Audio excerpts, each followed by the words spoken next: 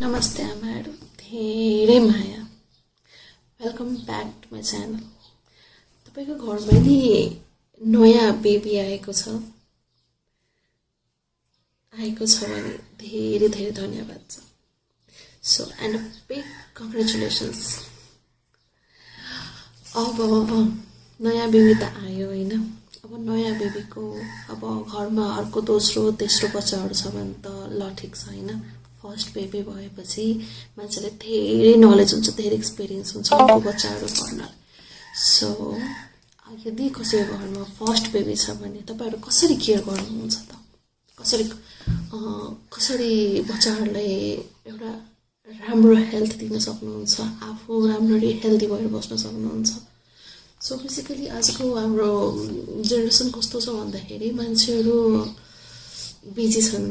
Busy भएर मान्छेहरू आफ्नो फ्यामिलीहरूसँग बस्न सक्दैनन्, सबैजना बिजी छन्। मम्मी ड्याडीहरू आफ्नो बिजी हुनुहुन्छ, बच्चाहरू आफ्नो बिजी छन् होइन। मान्छेहरू आफ्नो ठाउँमा नभएर अरू ठाउँमा गएर जब गर्ने, मान्छेहरू सिङ्गल न्युक्लियर फ्यामिलीमा बस्ने जसरी गरेर बाध्य भएका छन्। सो बेसिकली मैले त्यो जेनेरेसनहरू टार्गेट गरेर अब बच्चाहरूलाई कसरी केयर गर्ने त भन्ने कुरामा डिस्कसन गर्न गइरहेको छु। एक्चुअली डिस्कसन त के भनौँ होइन, अलिकति नलेज प्रोभाइड गर्न गइरहेको छु। Because I am a PhD nurse, मैले नर्सिङको पढाइ गरेको। And I just want to share my knowledge. र मेरो दुईजना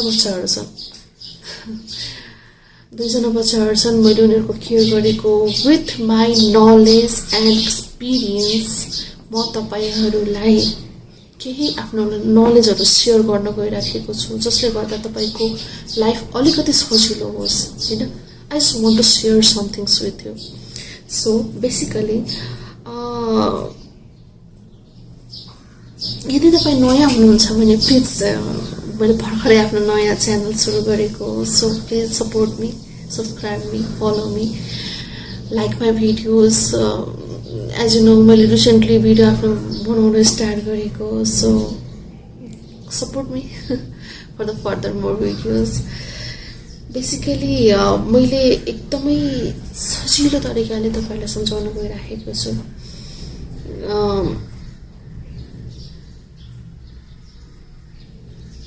मैले सबै पार्टलाई, जसरी बेबीको कम्प्लिट गाइडेन्स, कम्प्लिट केयर गर्ने पार्टलाई मैले 5 पार्ट्समा डिभाइड गरेको छु। ओके, एकदमै सजिलो गरेर म सम्झाउँछु। फर्स्ट पार्टमा हामी के गर्छौँ? First part is feeding.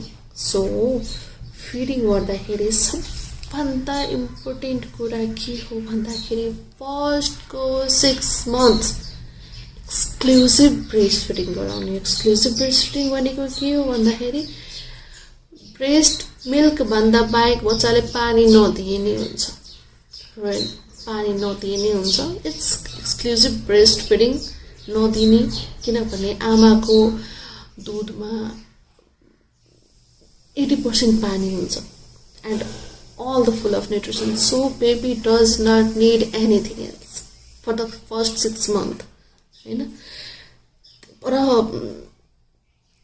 एकदमै अझै के ध्यान राख्नुपर्ने कुरा हो भन्दाखेरि बच्चा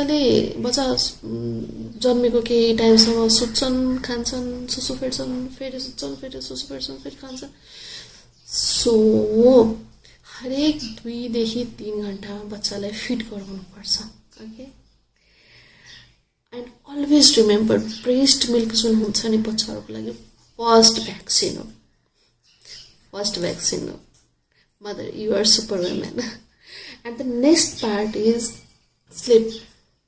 बच्चाहरू जन्मेको केही टाइमसम्म 16 to 18 आवर्स सुत्छन्, जसरी मैले अघि भने पार्ट 1मा सुत्छन्, खान्छन्, सुसु फेर्छन्, टोइलेट गर्छन्, फेरि सुत्छन्, फेरि त्यो उनीहरूको साइकलले त्यही गरिराखेको हुन्छ। एन्ड जब हामी बच्चालाई सुताउँछौँ, हामी कम्फर्टेबल गराउनलाई के पनि गर्छौँ भने उनीहरूलाई कम्फर्टेबल तकियाहरू दिन्छौँ। डु नट गिभ देम पिलो। बच्चाहरूको हेड धेरै कमलो हुन्छ, तकिया दिनु हुँदैन। बरु बच्चाले कम्फर्टेबल एउटा गद्दा ओछ्याइदिनुहोस्, त्यसको माथि सुताउनुहोस् होइन।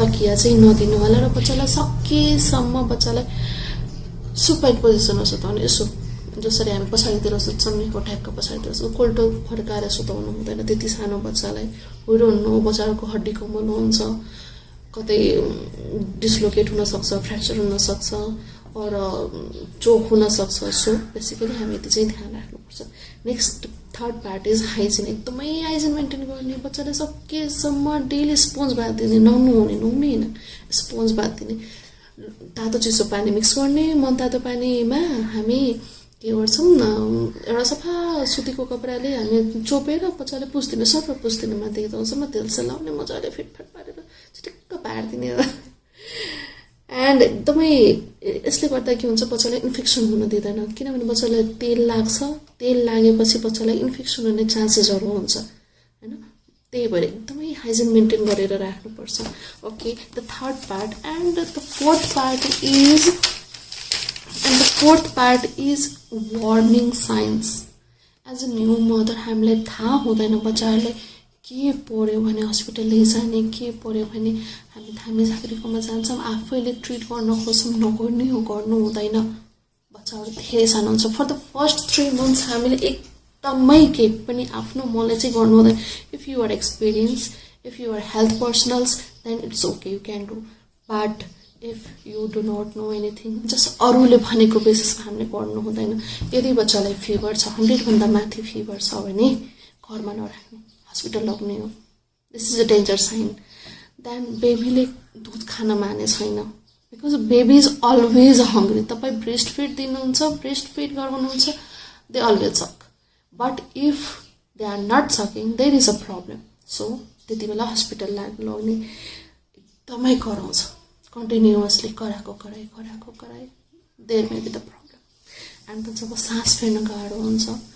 ओके त्यति बेला पनि लग्ने हो चोक हुन्छ आफैले ठिक नगर्ने लग्ने है लग्नुपर्छ सो यो कुराहरू चाहिँ इग्नोर गर्नु हुँदैन and the finally fifth part is emotional support बच्चाको केयर मात्र होइन आमाको केयर पनि गर्नुपर्छ ओके आमाको केयर पनि गर्नुपर्छ आमालाई रेस्ट दिनुपर्छ आमाले हेल्प माग्नुपर्छ if you cannot do everything alone you should ask for help people will help you सबै कुरा मनभित्र राखेर हुँदैन आमा हो सुपर वुमेन होइन त्यस्तो we are not wonder women we need help बच्चासँग त अझै धेरै हेल्प चाहिन्छ so just ask for help and then stress लिनु हुँदैन सो बेसिकली मैले भन्न के खोजेको भन्दाखेरि healthy mother is equal to healthy baby एकदमै ध्यान राख्नु होला ओके एन्ड फाइनली इफ यदि मेरो कुराहरू हेल्पफुल लाग्यो भने please like my video subscribe my video